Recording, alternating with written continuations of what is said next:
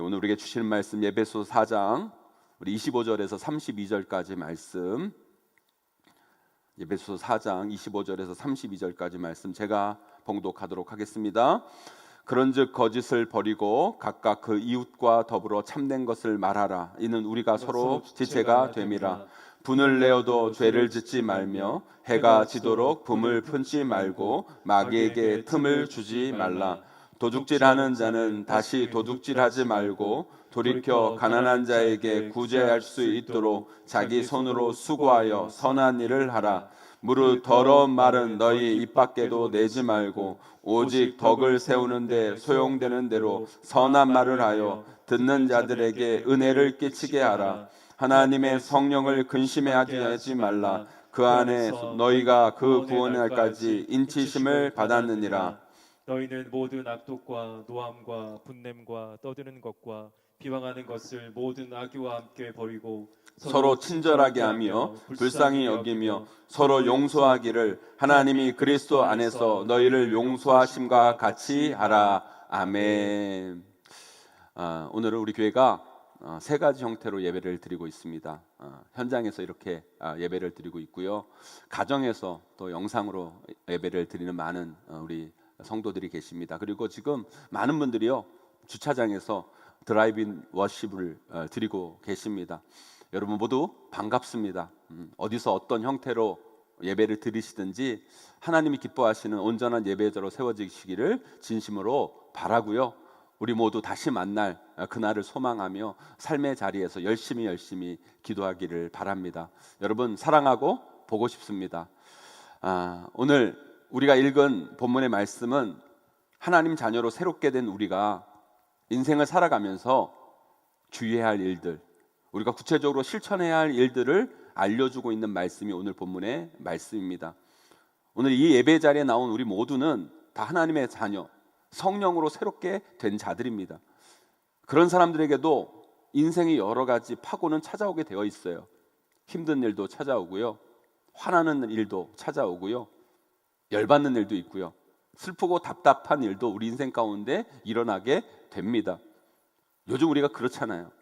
너무나도 참 힘들고 어렵고 슬프고 답답한 일들이 지금 우리를 덮치고 있지 않습니까? 이 사태가 처음 발생하고 우리는 다 이런 생각을 했어요. 조금만 견디면 이 사태가 정리될 것이기 때문에 우리가 조금만 참고 견디면 금방 끝날 것이라는 소망이 우리 가운데 있었습니다. 그런데요, 이 시간이 점점 길어지다 보니까요, 이제는 소망은 사라지고 답답함을 넘어 분노가 우리 마음 가운데 자리 잡고 있음을 느끼게 됩니다.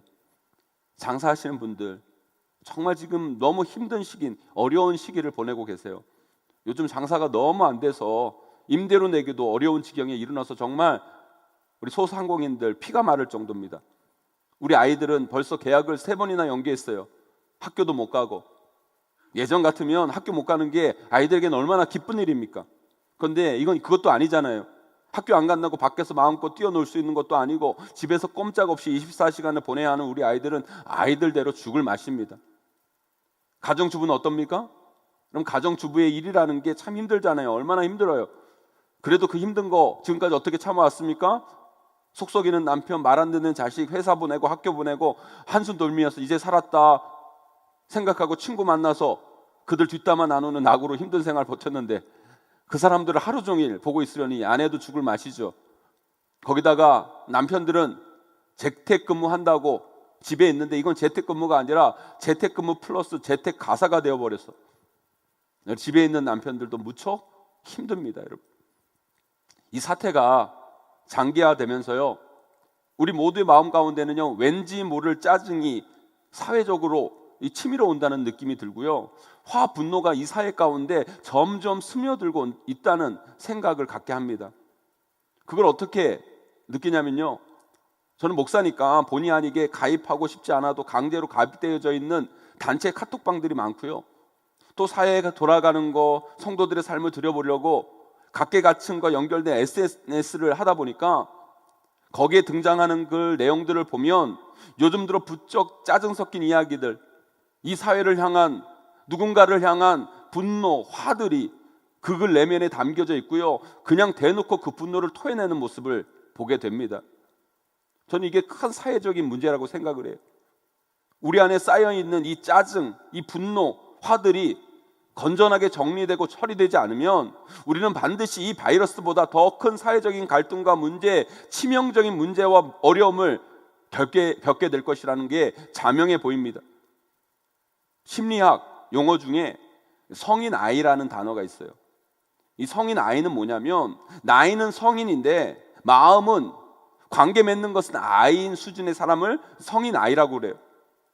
그래서 그런 성인 아이의 모습을 가진 어른들은요, 가정생활이나 사회생활이나 대인관계 가운데 반드시 문제가 일어나고 어려움을 겪게 되어 있어요. 그런데 가정에서 자라면서 나이는 성인인데 아이인 성인 아이로 성장하게 되는 케이스가 있어요.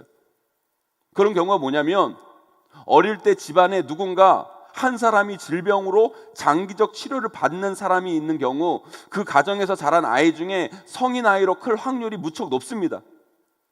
엄마 아빠가 암 같은 장기적인 치료를 받거나 형제 자매 중에 누군가 장애가 있어서 엄마 아빠 형 누나 동생을 지속적으로 돌봐야 되거나 하면요, 온 집안이 그 한 사람이 온통 신경이 집중되게 되어 있어요.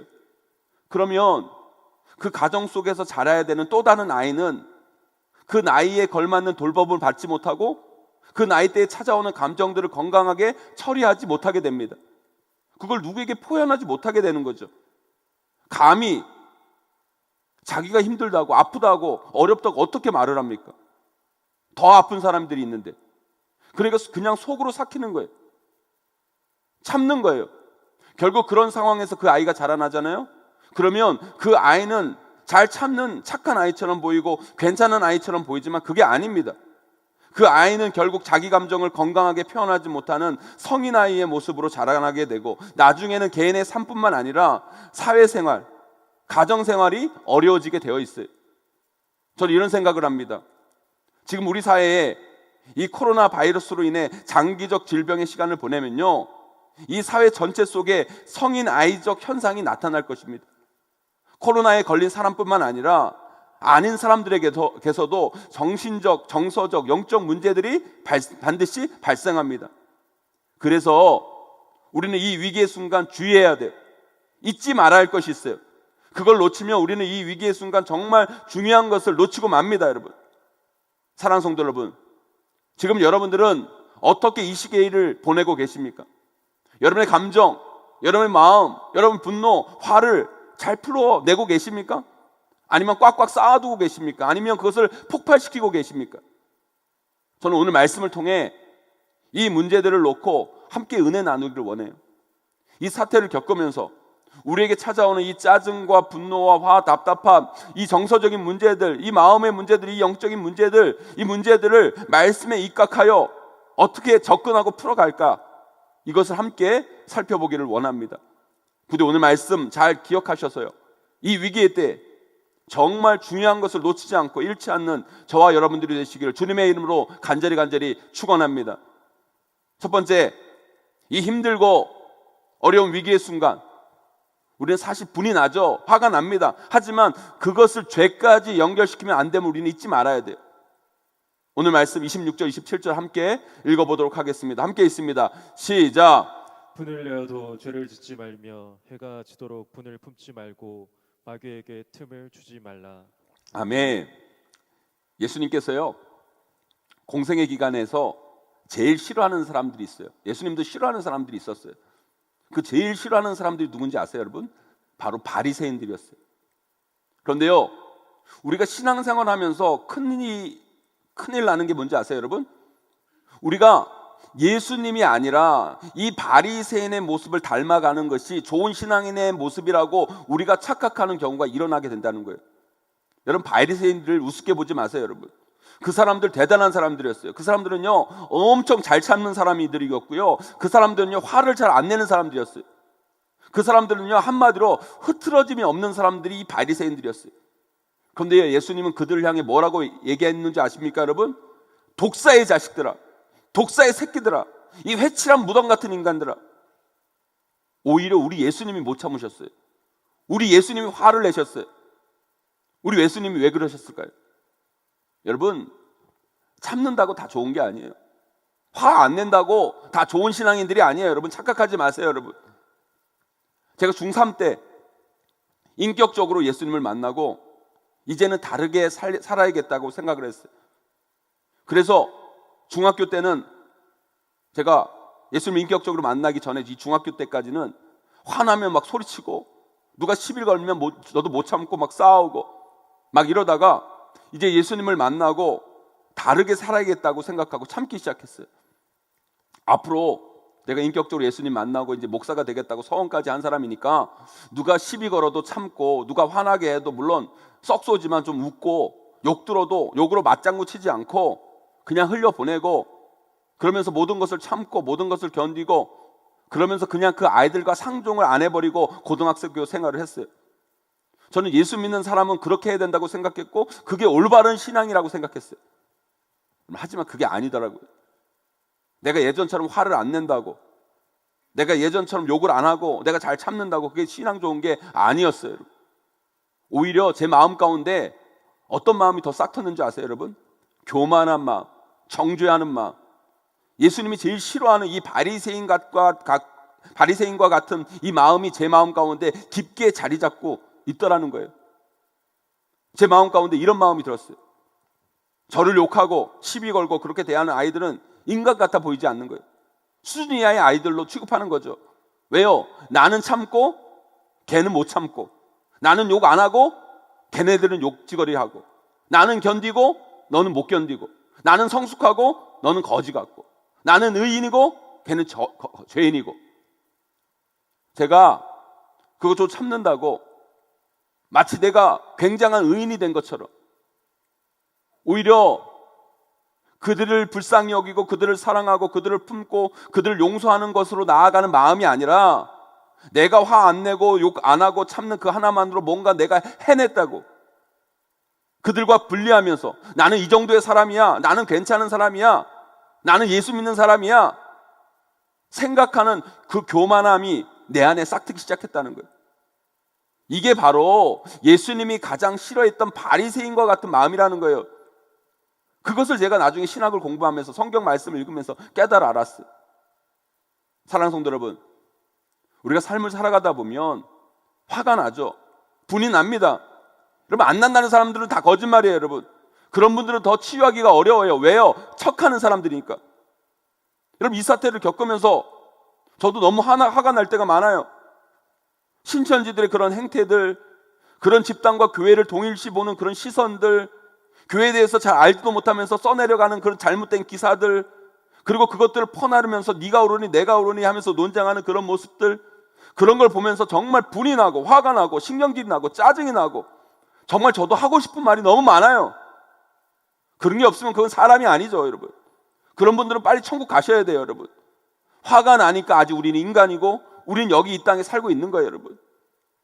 사랑하는 성도 여러분, 분을 내고 안 내고가 중요한 게 아닙니다, 여러분.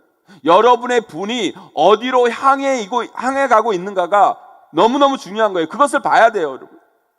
여러분의 분노는 지금 죄를 향해 가고 있습니까? 아니면 사랑을 향해 가고 있습니까, 여러분? 여러분의 분은 누군가를 죽이는 방향으로 가고 있습니까? 아니면 살리는 방향으로 가고 있습니까?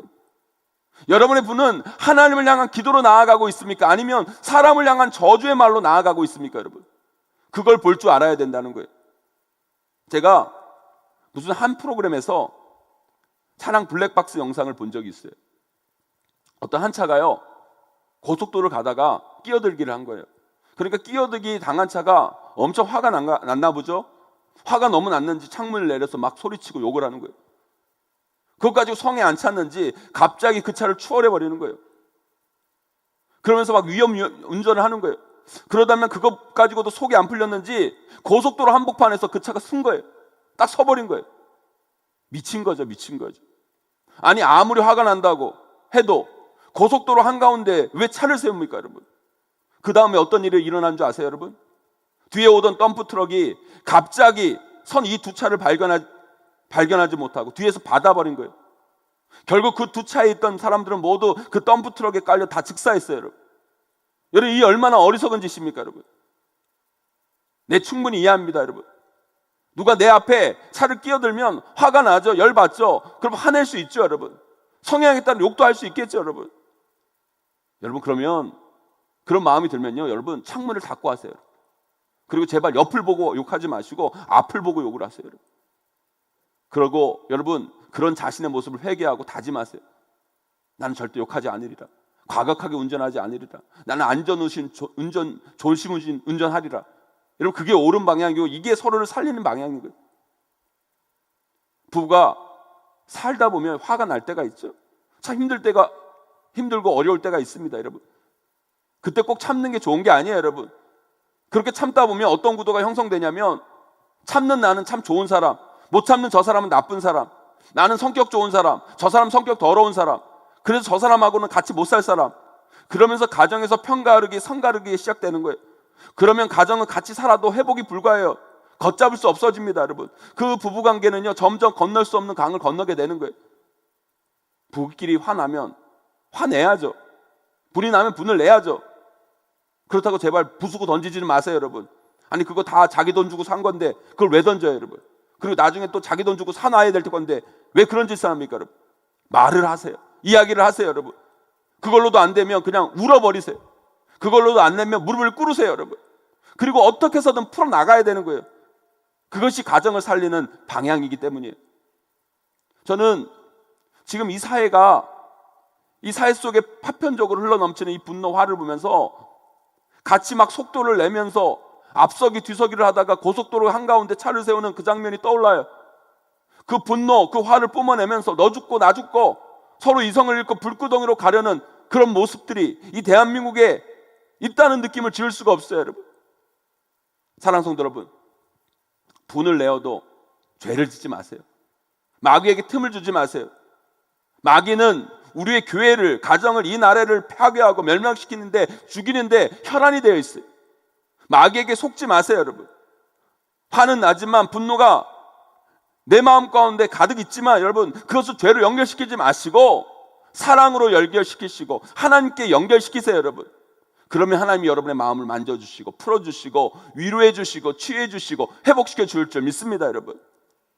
성경에 보면 하나님 앞에서 성을 냈던 사람 중에 하나가 바로 요나예요. 니느웨는 정말로 요나가 싫어하는 성인데요, 하나님께서 그 성을 멸망시키겠다고, 요나 네가 가서 그 니느웨 성에 가서 그 심판을 전해라 라고 요나에게 명령을 하십니다. 그래서 요나가 그 명령을 따라서 니느웨에 가서 심판을 이야기합니다. 그런데요, 너희 땅이 이제 멸망할 거다 심판을 예고했는데 이건 멸망이 안 된 거예요. 졸지에 요나가 거짓말한 사람이 된 거예요. 그럼 요나가 화가 나겠습니까, 안 나겠습니까, 여러분? 화나죠. 저 같아도 열받을 것 같아요. 아니, 자기가 싫어하는 그 성 하나님께서 멸망시키겠다고 하셨으면 멸망시키셔야죠. 그런데 왜 안 시키냐고요. 요나가 화가 나가지고요, 하나님께 성을 냅니다. 그랬더니 우리 하나님이 요나가 하나님께 성 냈다고 요나를 야단을 치십니까? 벌을 주십니까? 죽여버리십니까, 여러분? 우리 하나님은 안 그러셨어요. 우리 하나님은 어떻게 하십니까? 요나를 어떻게 하십니까? 그런 화난 요나, 성난 요나, 그에게 찾아가서 그에게 설명해 주시고 위로해 주시고 알려주시고 치유해 주시고 회복시켜 주세요. 그게 우리 하나님이세요, 여러분. 사랑하는 성도 여러분, 이 사태를 겪으면서, 이 위기를 지나가면서 우리의 삶에, 여러분의 마음에 차오르는 그 답답한 분노와 짜증 있습니까, 없습니까, 여러분? 반드시 있어요. 푸셔야 돼요. 건강하게 푸셔야 돼요. 하나님 앞에 가지고 나와 푸시고 살리는 방향으로, 사랑의 방향으로 푸세요, 여러분. 그렇지 않으면 우리 삶 전체, 우리 가정, 아니 이 사회, 이 대한민국 전체가 위험해지는 거예요.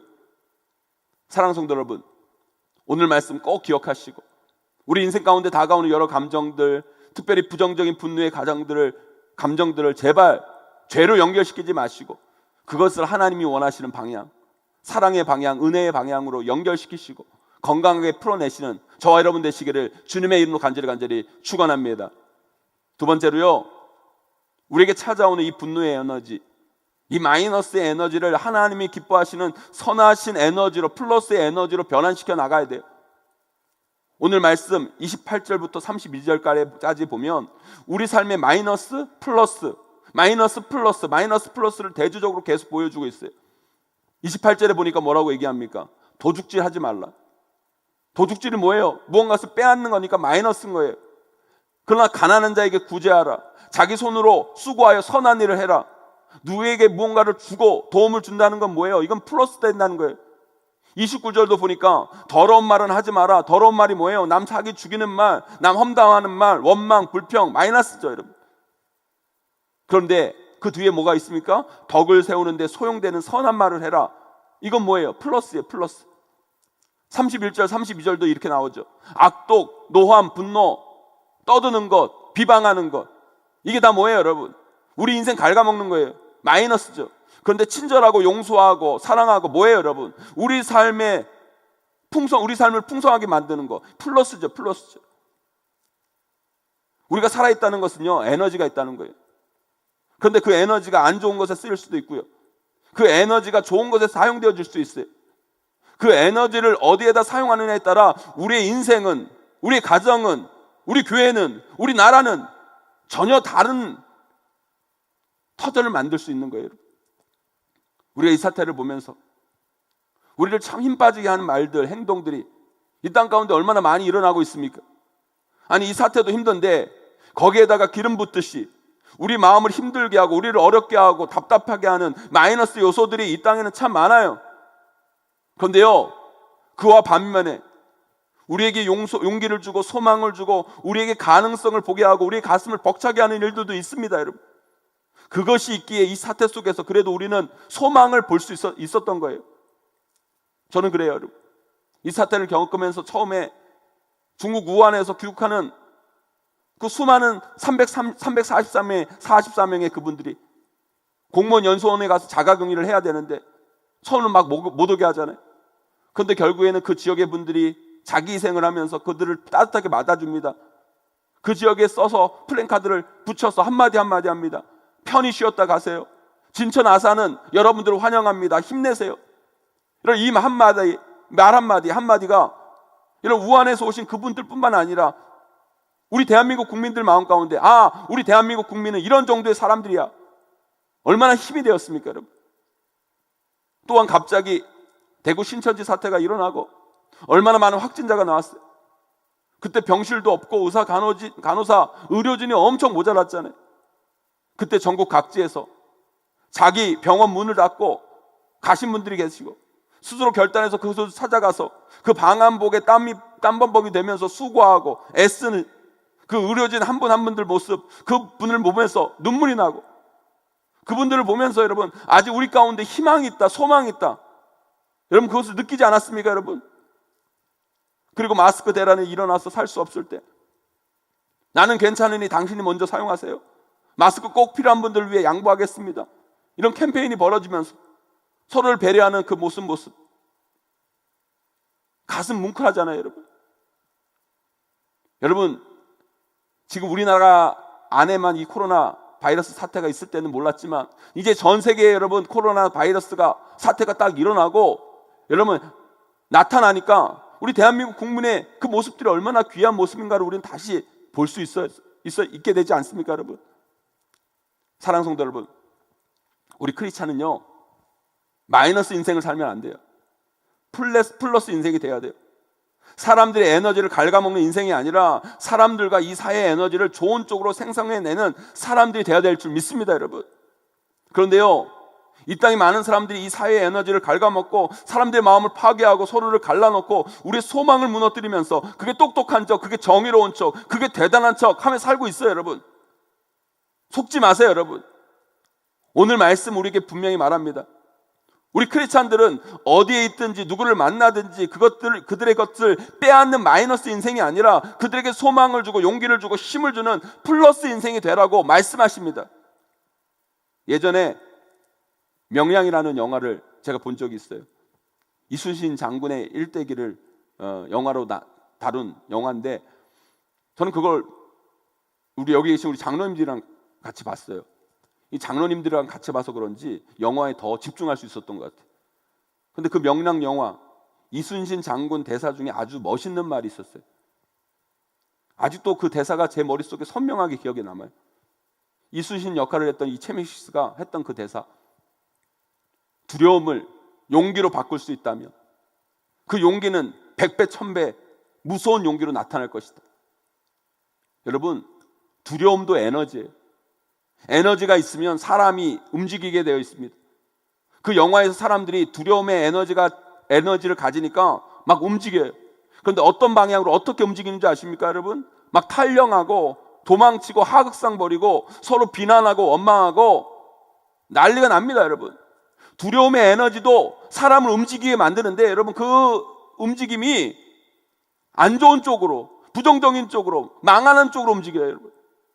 그런데요, 그 두려움의 에너지가 어느 순간 용기의 에너지로 바뀌어 버리니까 어떻게 되는지 아십니까, 여러분? 진짜 100배, 1000배 무서운 용기가 되어서 죽기를 두려워하지 아니하고 적과 싸우고 자기의 목숨을 초계같이 던지면서 전쟁을 치르고 그 용기를 가지고 기꺼이 전쟁에 나가 모든 것을 바치는 모습으로 나타난다는 거예요. 사랑하는 성도 여러분, 하나님께서 우리를 이 땅에 이수신의 역할을 하라고 보내신 거예요. 지금 우리 가운데 있는 이 분노의 에너지, 이 사회 속에 있는 이 두려움의 에너지, 답답함의 에너지를 우리는 바꾸어 나가야 돼요. 하나님 기뻐하시는 에너지로, 소망의 에너지로, 용기의 에너지로, 사랑의 에너지로 우리는 바꾸어 나갈 줄 알아야 돼요. 저는 우리 용인제일교회 성도님 여러분들이 각자의 자리에서 그런 역할을 해나가기를 간절히 소망합니다. 위기가 찾아오면 우리 마음속에 당연히 마이너스의 에너지가 지배하게 됩니다.